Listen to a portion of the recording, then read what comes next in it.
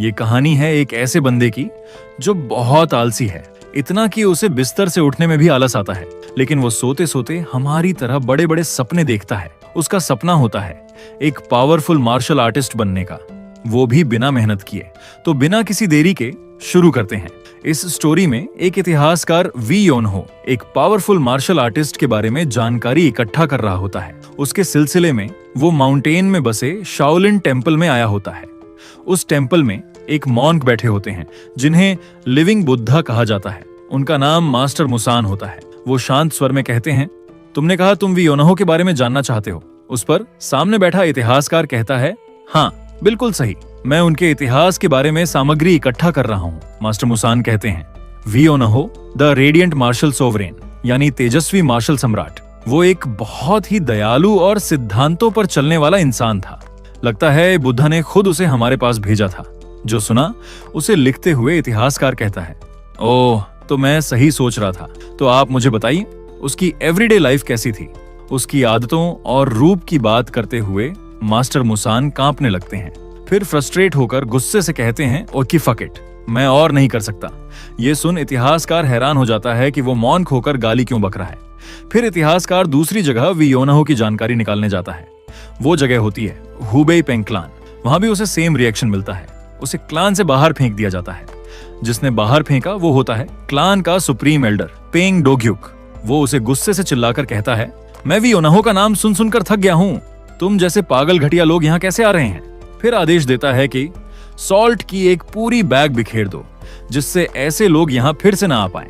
ये सुनकर तो इतिहासकार के होश उड़ जाते हैं। इतिहासकार हमें भागते हुए वी योनहो के बारे में जानकारी देता है। वी योनहो रेडियंट मार्शल सोवरेन यानी तेजस्वी मार्शल सम्राट, एक ऐसी लेजेंडरी फिगर जिसने अराजकता के युग को समाप्त किया। एक सच्चा सज्जन, एक महान योद्धा और ऐसा चिवेलरस वॉरियर जिसे सारी दुनिया याद करती है। कुछ लोग उसे इतिहास का गोट यानी ग्रेटेस्ट ऑफ ऑल टाइम मानते हैं, तो कुछ उसे ग्रेटेस्ट चिवेलरस वॉरियर यानी महानतम शूरवीर योद्धा मानते हैं। लेकिन फिर भी क्यों सब लोग उसका नाम सुनते ही चुप हो जाते हैं। एक इतिहासकार होने के नाते मेरी जिम्मेदारी है कि मैं इतिहास के छिपे हुए हर पहलू को उजागर करके लोगों के सामने रखूं, और शायद आज मुझे आखिरकार उसकी सच्चाई जानने को मिल जाएगी। तभी वो एक बूढ़े इंसान के पास रुकता है। ये होता है बेगर सेक्ट का डिवाइन मैड डॉग, जो हंसते हुए कहता है, तो तुम्हें शाओलिन और हुबेई के पेंग क्लान से भगा दिया गया। इतिहासकार कहता है, मैंने जैसे ही वी योनहो का नाम लिया उन सबका रिएक्शन लगभग एक जैसा था। मैड डॉग कहता है, बिल्कुल वो वैसे ही रिएक्ट करेंगे। इतिहासकार कहता है, वो ऐसा क्यों। फिर मैड डॉग समझाना शुरू करता है। हमें 100 साल पहले ग्वांगडोंग के वी क्लान का फ्लैशबैक दिखता है और बताया जाता है कि वह सबसे घटिया इंसान था। हम उसे बिस्तर पर लेटा देखते हैं। वह कहता है कि वह सबसे ताकतवर बनना चाहता है, और तब वह सिर्फ 12 साल का था। एक लड़का था जिसने हेवंस के नीचे सबसे महान बनने का सपना देखा था। एक मार्शल क्लान में जन्मे वह योद्धाओं के शौर्य के साथ बड़ा हुआ, इसलिए वह पहले से जानता था कि सबसे ऊपर पहुंचने का सबसे फास्टेस्ट रास्ता कौन सा है, और वह रास्ता था सिर्फ रिलेंटलेस एफर्ट यानी लगातार मेहनत के जरिए।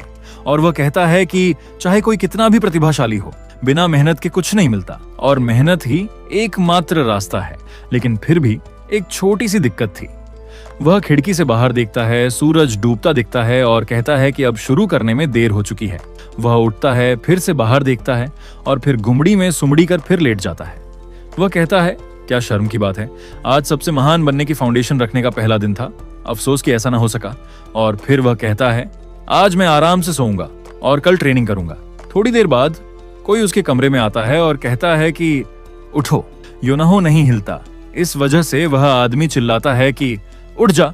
योनहो उठकर बैठता है और पूछता है, आप क्यों आए हो।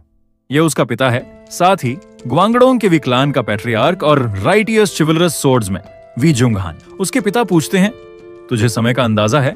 योनहो कहता है, मैंने सूरज देखा। पिता पूछते हैं, फिर भी तू बिस्तर में क्यों है। वह कहता है, क्योंकि सूरज डूब रहा था। उसका पिता पूछता है, तुझे पता है तू कितने दिन से कमरे में लेटा हुआ है। योनहो कहता है, लगभग 2 या 3 दिन, लेकिन शायद 2। उसके पिता कहते हैं, पूरे 4 दिन हो चुके हैं और तू 4 दिन से कंबल में लिपटा पड़ा है। तेरी पीठ में दर्द नहीं हो रहा क्या। 3 दिन बाद तो भालू भी पलट जाता। योनाहो हंसते हुए कहता है, मैं कभी कभी उठता हूँ, मेरी इतनी चिंता मत करो।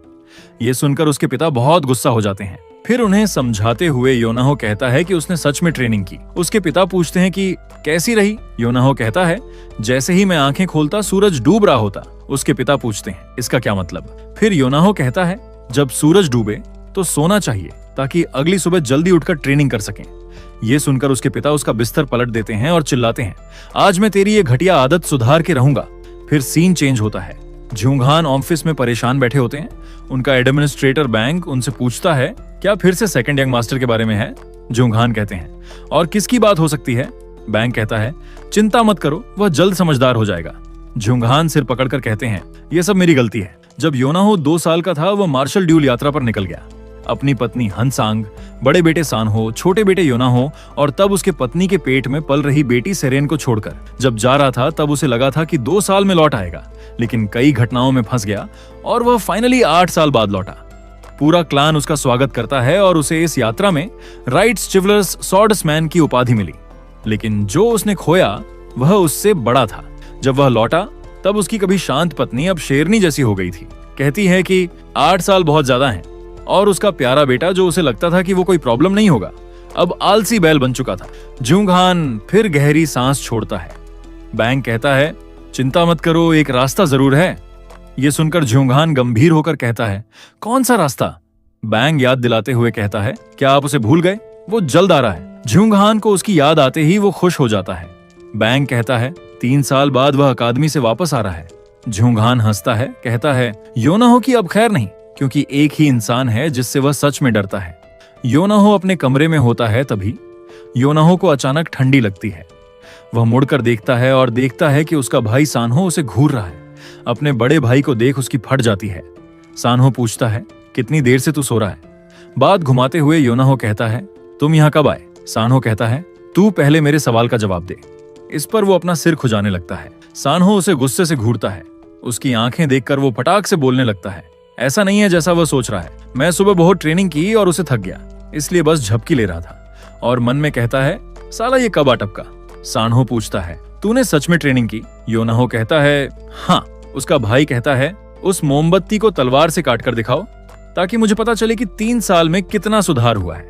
योनाहो बेड से उठता है, तलवार पकड़ता है। फिर सानहो कहता है, शुरू करो। योनाहो बहाना बनाते हुए कहता है, हम घर के अंदर हैं और ये खतरनाक हो सकता है। लेकिन सानहो थोड़ा गुस्सा होकर कहता है, वह सब देख लेगा, बस तूने क्या सीखा है वो दिखा मुझे जल्दी। योनाहो कहता है, ठीक है, और मन में बोलता है, आज तो मेरे एल लगने वाले हैं, चलो जो होगा वो देखा जाएगा। वह तलवार घुमाता है और उसे सामने तानता है। वह रुकता है, फिर तेजी से दौड़ता है और कई तलवार तकनीकें करता है। उसका भाई हैरान होता है जब योनाहो सोअरिंग ड्रैगन नाम की तकनीक करता है। वह तलवार के साथ घूमता है और काफी दूर जाकर रुकता है। वह पलटकर मोमबत्ती की तरफ देखता है, लेकिन मोमबत्ती को कुछ भी नहीं हुआ होता। ये देखकर योनाहो कहता है, मेरे तो लग गए। सानहो ये तमाशा देखकर ठंडे लहजे में कहता है, 3 साल गुजर गए। 3 साल बहुत होते हैं एक स्वॉर्ड टेक्निक को मास्टर करने के लिए और अगले लेवल में जाने के लिए, लेकिन तू तो 3 साल पहले जैसा था उससे भी बेकार हो गया है। और वहां से चला जाता है। रात को डिनर के समय पूरी फैमिली एक साथ बैठी होती है। योनाहो भाई को देख मन में बोलता है कि आज तो खाना पचने नहीं वाला। ज्यूंगहान पूछता है, अकादमी कैसी रही? सानहो कहता है, ठीक थी। उसके पिता पूछते हैं, कोई परेशानी तो नहीं हुई? उस पर वह कहता है, अगर कोई कठिनाई ना हो तो वह ट्रेनिंग कैसी? और मैं मानता हूं कि चुनौतियां जरूरी हैं। ज्यूंगहान गर्व से कहता है, तुमने बहुत सहा है। लेकिन सानहो कहता है, मुझसे ज्यादा आपने सहा है पिताजी। ज्यूंगहान पूछता है, कोई और बात? सानहो अपनी चॉपस्टिक नीचे रख देता है और कहता है कि उसे योनाहो की बात करनी है। ये सुन सब चिंतित दिखते हैं और योनाहो सोचता है, मैंने क्या किया? और उसे पता चल जाता है कि कुछ तो बुरा होने वाला है। सानहो कहता है, मैं उसे अपनी मार्शल अकादमी में ले जा रहा हूँ। ये सुन योनाहो के होश उड़ जाते हैं। मैड डॉग कहानी सुनाते हुए कहता है, इसी वजह से मास्टर मुसान और पेंगडोग्युक सिर्फ वी योनाहो का नाम सुनकर दांत पीसते हैं। फिर से कहानी की तरफ आते हुए कहता है, यहीं से उसकी ग्रेट हिस्ट्री की शुरुआत हुई और किसी ने सोचा नहीं होगा कि वही आलसी लड़का एक दिन पूरी दुनिया को हिला के रख देगा। और फिर से योनाहो पर आते हैं, जो अपने भाई के साथ मार्शल अकादमी जा रहा होता है। वे घर से अभी अभी निकले थे। तभी योनाहो अपने भाई से कहता है, मैं थक गया हूं, चलो आराम करते हैं। इसी के साथ पहला चैप्टर यहीं पर खत्म होता है और आगे आगे ये स्टोरी और भी मजेदार होने वाली है। इसके अगले चैप्टर के लिए इस चैनल को लाइक, शेयर और सब्सक्राइब करें। मिलते हैं अगली वीडियो में।